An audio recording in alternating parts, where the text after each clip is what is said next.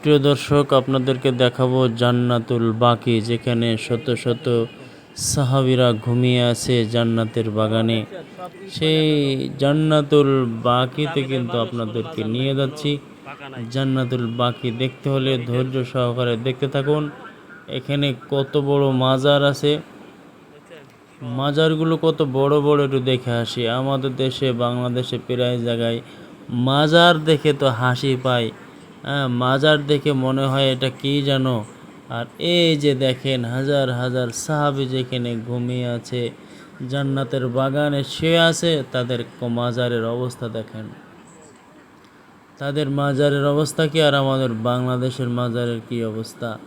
এখানে বোঝাও যাচ্ছে না কার কবর কোনটা, শুধু মাথার দিকে একটা পাথর দেওয়া আছে, যেটা দেখে বোঝা যাবে এখানে একটা কবর আছে।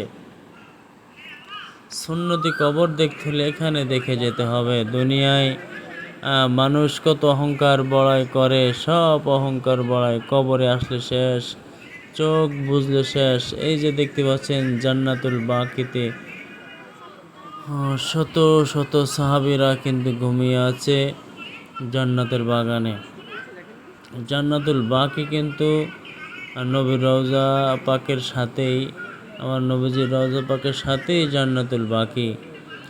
জান্নাতুল বাকি যাদের আসার সৌভাগ্য হয়েছে তারা তো এসেছেনই, আর যারা সৌভাগ্য হননি, এখনও আসতে পারেননি, তাদের আহ্বান থাকবে আপনারা চলে আসুন, মক্কা মদিনায় আসুন। এসে মদিনায় এসে জান্নাতুল বাকি দেখুন, দেখবেন আপনার মনের হিংসা বিদ্বেষ বড়ত্ব সব ধূলিসাৎ হয়ে যাবে। সব ধূলিসাৎ হয়ে যাবে। সাহাবীরা কিন্তু দুনিয়া থেকে বিদায় নিয়েছে, তাদের নাম স্বর্ণাক্ষরে আছে। আমিন।